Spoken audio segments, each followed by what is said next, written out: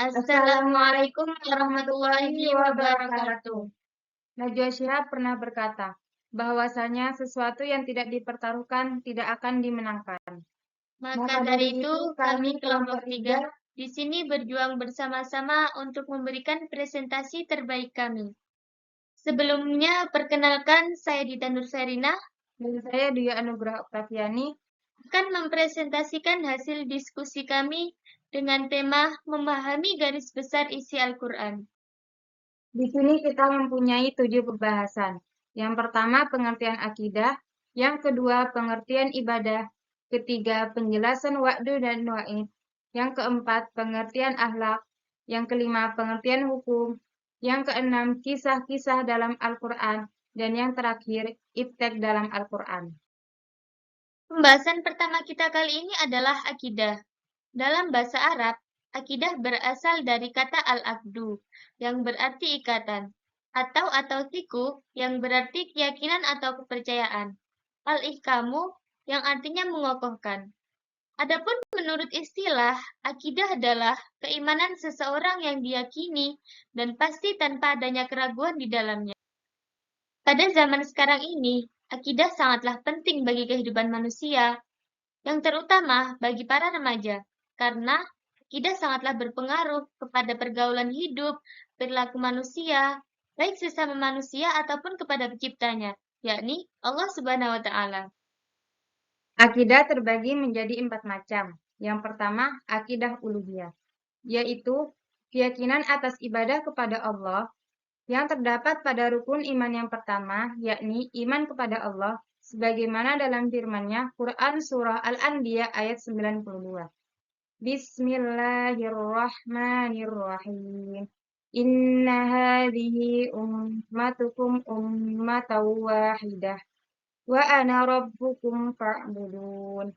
Yang artinya, sesungguhnya ini, agama tauhid, adalah agamamu, agama yang satu, dan aku adalah Tuhanmu, maka sembahlah aku. Yang kedua yaitu akidah ruhaniyah, yakni keyakinan bahwa Allah Subhanahu wa Ta'ala adalah satu-satunya pencipta dunia ini, baik langit maupun bumi, seluruh alam semesta, dan seluruh isinya, manusia, jin, malaikat, iblis, dan roh. Dan terdapat pada rukun iman yang kedua, yakni iman kepada malaikat Allah, sebagaimana yang terdapat dalam firman Allah Quran Surah Maryam ayat 65. Bismillahirrahmanirrahim. Rabbus samawati wal ardi wa ma bainahuma fa'budhu wastabir li'ibadati. Hal ta'lamu lahu samiyya. Yang artinya, dialah Tuhan yang menguasai langit, bumi, dan segala yang ada di antara keduanya. Maka sembahlah Dia dan berteguh hatilah dalam beribadah kepadanya. Apakah engkau mengetahui sesuatu yang sama dengannya? Selanjutnya yakni akidah nubuwah. Akidah nubuwah yakni keyakinan tentang para nabi dan para rasul, disertai dengan keyakinan kita terhadap kitab suci yang diturunkan kepada para utusan, mukjizat, dan karohah, yang sudah tertera pada rukun iman yang ketiga dan keempat, yakni iman kepada kitab dan rasul Allah Subhanahu wa Ta'ala. Yang terakhir yakni akidah sam'iyah. Akidah sam'iyah yakni keyakinan kita tentang segala sesuatu yang hanya bisa diketahui lewat dalil yang sudah tercantum dalam Al-Quran dan As-Sunnah. Seperti contoh alam barzah, alam akhirat, surga dan neraka. Yang sudah tertera juga pada rukun iman yang kelima dan keenam, yakni iman kepada hari kiamat dan iman kepada qada-qadar Allah. Sebagaimana tercantum dalam Quran Surah Al-A'raf ayat 187. Bismillahirrahmanirrahim. Yas'alunaka 'anis sa'ati ayyana mursaha. Qul innama 'ilmuha 'inda rabbi la yujalliha liwaqtiha illa huwa taqulat fis samawati wal ardh. La ta'tikum illa baghtah yas'alunaka ka'annaka hafiyun anha Qul innama ilmuha indallahi walakinna aktsaran nasi la ya'lamun. Yang artinya, mereka menanyakan kepadamu wahai Nabi Muhammad tentang kiamat. Kapan terjadi? Katakanlah, sesungguhnya pengetahuan tentangnya hanya ada pada Tuhanku. Tidak ada seorang pun yang dapat menjelaskan waktu terjadinya selain Dia kiamat. Itu sangat berat huru-haranya bagi makhluk yang di langit dan di bumi. Ia tidak akan datang kepadamu kecuali secara tiba-tiba. Mereka bertanya kepadamu seakan-akan engkau mengetahuinya. Katakanlah, wahai Muhammad, sesungguhnya pengetahuan tentangnya hanya ada pada Allah, tetapi kebanyakan manusia tidak mengetahuinya. Kemudian pembahasan kita yang kedua yaitu ibadah. Menurut bahasa, ibadah yakni merendahkan diri serta tunduk. Sedangkan menurut istilah, yakni taat kepada Allah dengan melaksanakan perintahnya melalui lisan para rasulnya, serta merendahkan diri kepada Allah disertai rasa cinta yang tinggi. Ibadah terbagi menjadi tiga, yaitu yang pertama ibadah hati, contohnya ikhlas dan tawakal. Dan yang kedua ibadah lisan, yang contohnya berzikir dan membaca Al-Quran. Dan yang terakhir ibadah anggota badan, yang contohnya sholat dan bersedekah. Pembahasan selanjutnya adalah wa'du dan wa'id. Wa'du adalah ayat Al-Quran yang menjanjikan hal-hal yang baik.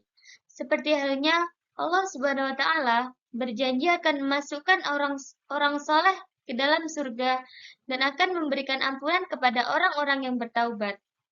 Sedangkan wa'id adalah ayat-ayat Al-Quran yang berisikan janji buruk bagi mereka yang mengerjakannya. Seperti contoh, barang siapa mereka yang membunuh mukmin dengan sengaja, maka akan dimasukkan ke dalam neraka jahanam secara kekal. Sebagaimana yang tercantum di Al-Quran Surah An-Nisa ayat 122 sampai 124. Bismillahirrahmanirrahim. Walladzina amanu wa amilus solihati sanudakhiluhum jannatin tajri min tahtihal anhar khalidina fiha abada.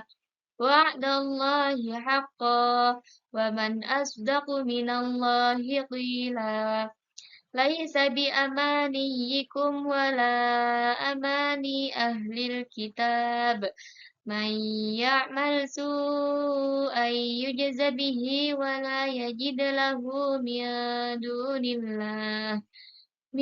dunillahi waliyyan wala nasira. Wa man ya'mal minas solihati min dzakarin aw untha wa huwa mu'min faulaika yadkhulunal jannata wa la yuzlamuna naqira.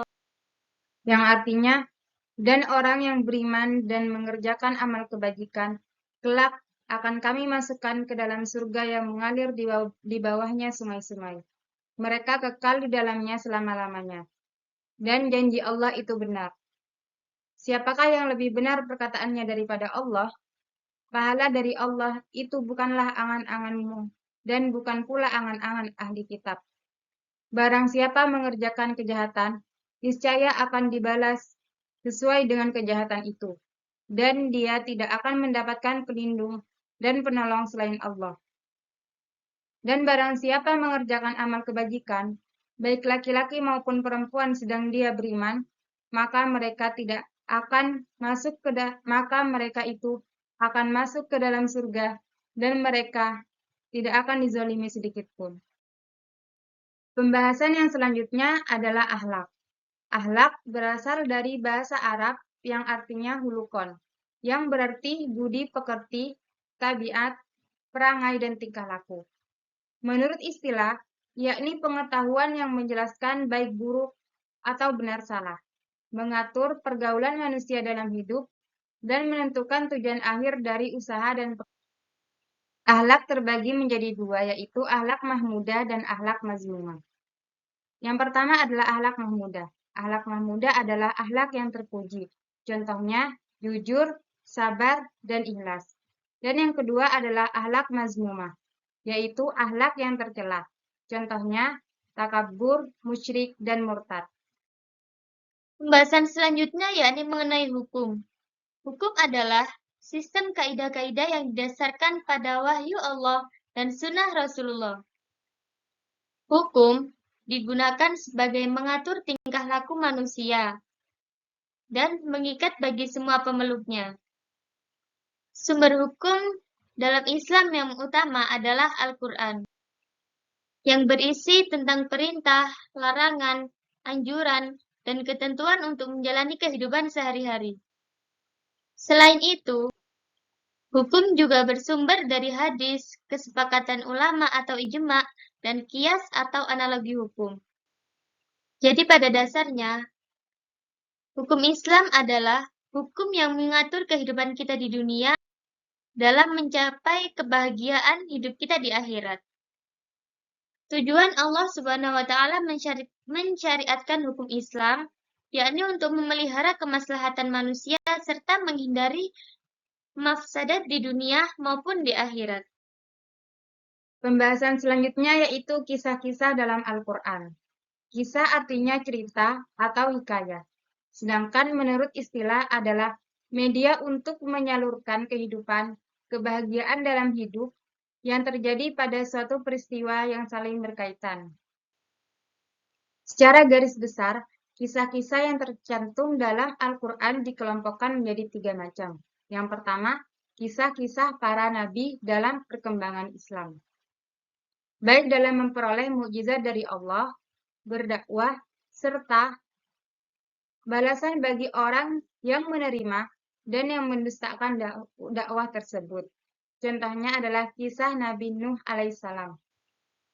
Dan yang kedua, kisah-kisah yang berhubungan dengan peristiwa yang terjadi pada masa Nabi Muhammad, seperti Perang Badar, Perang Uhud, Perang Tabuk, dan peristiwa hijrah kaum muslimin bersama dengan Nabi Muhammad.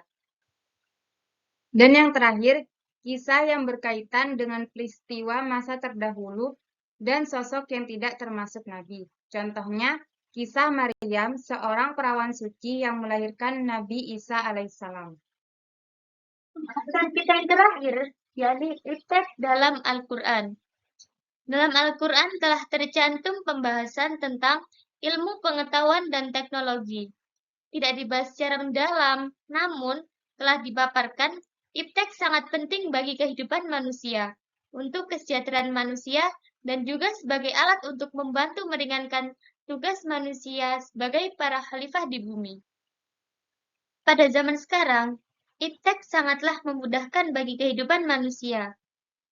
Tak terkecuali dalam urusan ibadah kepada Allah Subhanahu wa taala, seperti halnya haji. Dengan berkembangnya sarana dan prasarana ataupun fasilitasnya. Adapun ayat yang membahas tentang penguasaan ilmu pengetahuan tercantum dalam beberapa ayat di dalam Al-Quran. Salah satunya pada surat Al-Alaq ayat 1-5. Bismillahirrahmanirrahim. Iqra' bismi rabbikal ladzi khalaq. Bacalah dengan menyebut nama Tuhanmu yang menciptakan. Khalaqal insana min 'alaq. Dia telah menciptakan manusia dari segumpal darah. Iqra' wa rabbukal akram. Bacalah, dan Tuhanmulah yang maha mulia. Alladzi 'allama bil qalam. Yang mengajar dengan pena. 'Allamal insana ma lam ya'lam. Dia mengajarkan manusia apa yang tidak diketahuinya. Jadi, kesimpulan yang dapat diambil dari materi memahami garis besar isi Al-Quran kali ini yakni, memahami garis besar isi Al-Quran merupakan langkah awal yang penting dalam mendalami kitab suci. Pembahasan utama seperti tauhid, kenabian, dan hari kiamat memberikan dasar ajaran Islam yang konsisten. Sementara kisah-kisah Nabi dan umat terdahulu berfungsi sebagai pelajaran moral dan spiritual. Selain itu, ayat-ayat hukum dalam Al-Quran menawarkan panduan praktis untuk kehidupan sehari-hari yang mencakup aspek etika dan sosial.